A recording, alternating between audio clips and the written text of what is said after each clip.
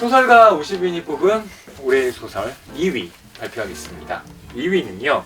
추천수 8회를 받은 단독 작품입니다. 한강 작가의 작별하지 않는다입니다.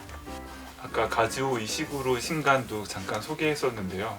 올해 소설 시장 되돌아보면서 키워드 중에 하나가 거장의 귀한이었던 것 같아요. 아까 가즈오 이시구로도 노벨 문학상 이후에 첫 소설 냈죠. 그리고 한강 작가도 2016년에 인터내셔널 부커상 받으셨고요. 예. 채식주의자로. 그 이후로 신간 계속 기다리고 있었는데 올해 드디어 나왔었거든요. 그래서 한국 소설, 외국 소설 가장 기다리는 신작 중 하나였는데 뭐 두 편 모두 만나볼 수 있었던 해였습니다. 예. 한강 작가가 그 5.18 광주를 다룬 소년이 온다라는 작품을 쓰고 또 이후에 이와 관련된 현대사의 어떤 비극을 또 장편으로 써내지 않을까라는 막연한 기대를 또 독자들이 많이 했을 것 같은데 그 우리의 아픈 역사 중 하나인 제주 4.3을 이 소설에서 본격적으로도 다뤘잖아요. 작가님이 또 저도 그 이 책과 관련된 프로그램을 진행할 기회가 있어서 직접 만나 뵀었는데 실제 이 소설에 나오는 것과 같은 악몽을 또 당시에 많이 꾸셨다고 하더라고요. 그 어떤 큰 일을 큰 일로만 보고 이렇게 거리감이 있어가지고 그걸 내가 써야겠다 하는 것이 아니라 그냥 눈송이를 보고 그것에 대해 생각하듯이 이런 사건들을 감각하셨을까 하고 짐작하면서 읽었던 것 같아요.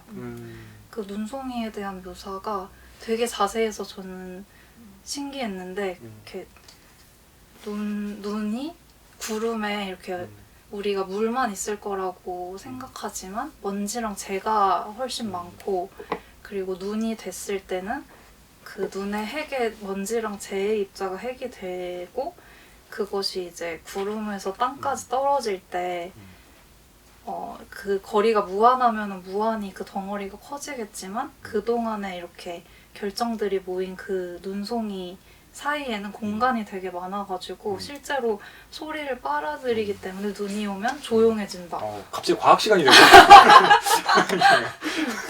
그런 게 거기선 되게 한참 읽게 되더라고요. 그 작은 눈송이 사이의 공간들을 생각하면서 그래서 그런 거를 짐작해보려고 하는 사람이라면 이렇게 사건들도 되게 작게 지나치는 사건들이잖아요. 그냥 일상에서는.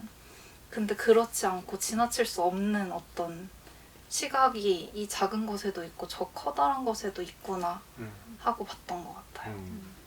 저도 그 눈에 관련된 문장 좀 적어오긴 했는데 이렇게 눈에 관련된 문장이 여러 군데 나와요. 이를테면 눈처럼 가볍다고 사람들은 말한다. 그러나 눈에도 무게가 있다. 이 물방울만큼 새처럼 가볍다고도 말한다. 하지만 그것들에게도 무게가 있다. 네, 이런 문장도 있고 어떤 것과도 닮지 않았다고 나는 생각했다. 이렇게 섬세한 조직을 가진 건 어디에도 없다. 이렇게 차갑고 가벼운 것은 누가 자신을 잃는 순간까지 부드러운 것은 잊지 않을 거라고 나는 생각했다. 이 부드러움을 잊지 않겠다. 제가 실제로 고향이 광주거든요. 그래서 이제 대학에 지나가기 전까지는 계속 광주에 살았는데 이제 광주의 청소년들은 소풍을 가면 5.18 역사공원으로 가고 늘 그런 교육을 받으니까 이것에 대한 역사적 평가는 당연히 아무런 이견 없이 끝났다고만 생각을 했는데 상경을 한 뒤에 저는 굉장히 충격을 받았어요. 이것에 대해서 다른 이견이 있을 수 있다는 것에 대해서 굉장히 놀랐고 서울에서 벌어지지 않은 일이라서 그런가라는 생각도 하게 되고 그런 타이밍에 이제 이런 소설이 한 편 존재해준다라는 것은 문학적인 가치도 있지만 어떤 알았던 역사가 있는 사람들에게는 되게 큰 지지가 되어주는 작품이 아닌가라는 생각이 들고 이제 매년 5월 18일이 되면은 이게 역주행을 하기 시작해요. 작년에도 그랬었고 이제 작별하지 않는다가 아니고 소년이 온다 같은 작품 같은 경우에는 매년 5월 18일이 되면 이제 역주행을 하는 현상을 이제 보여주게 되는데 과거에 있었던 일 같은 경우에는 현 시대의 독자들이 생생하게 느끼기는 좀 힘든 것 같아요.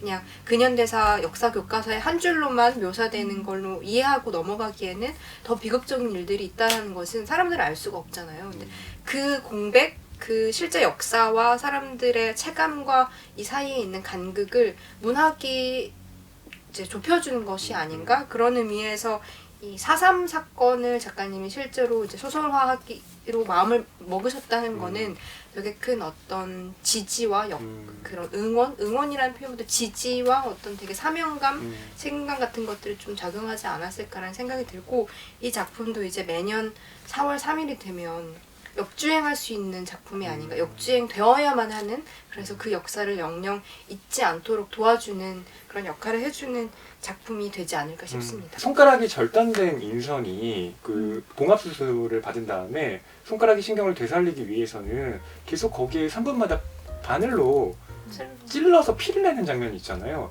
계산해 보니까 하루에 300번 이상 찔러야 되는 거더라고요. 3분마다.